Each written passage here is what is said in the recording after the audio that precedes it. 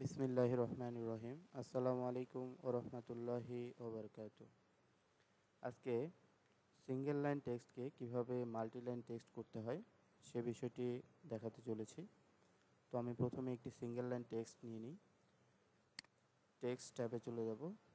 এখান থেকে multi line text অথবা সিঙ্গেল লাইন টেক্সট, আমি সিঙ্গেল লাইন টেক্সটে ক্লিক করলাম। করার পরে আমাকে বলতেছে text specify start point of text. আমি স্টার্ট পয়েন্ট এটা দিলাম। দেওয়ার পরে বলতেছে স্পেসিফাই টেক্সট হাইট, আমি এটা 5 দিলাম, 5 এন্টার। এরপরে বলতেছে text specify rotation angle, rotation angle হচ্ছে আমার 0, এন্টার। এখন আমার এখানে লেখার জন্য রেডি। আমি এখানে লিখছি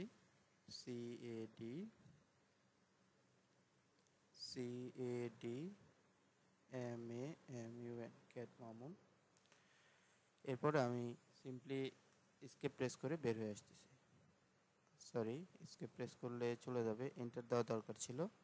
আমি আবার চলে যাচ্ছি সিঙ্গেল লাইন টেক্সটে, দিব 2.5 অথবা 5, এন্টার।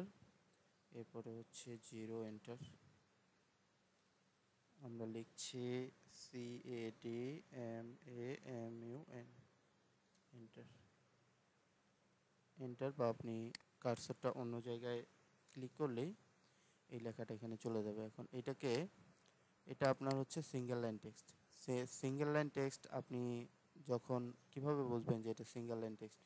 সিঙ্গেল লাইন টেক্সটে আপনার কোনো এডিটের কোনো অপশন আসবে না, কিন্তু আপনি যখন মাল্টি লাইন টেক্সট নেবেন তখন কিন্তু এডিটের অপশন আসবে।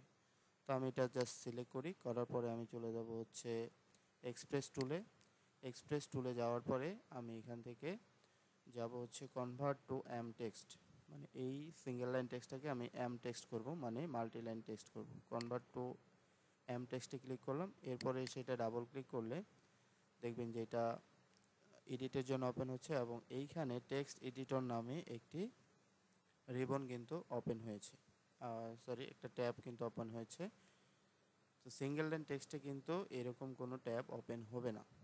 তো সেক্ষেত্রে আপনি বুঝতে পারবেন যে আপনার কোনটা সিঙ্গেল লাইন টেক্সট এবং কোনটা মাল্টি লাইন টেক্সট। আশা করি বুঝতে পেরেছেন। এরকম টিপস অ্যান্ড ট্রিক্স পেতে আমার চ্যানেলের সাথেই থাকুন, আর চ্যানেলটি সাবস্ক্রাইব করে পাশে থাকা বেল আইকনটি ক্লিক করে রাখবেন। ধন্যবাদ। আল্লাহ হাফেজ।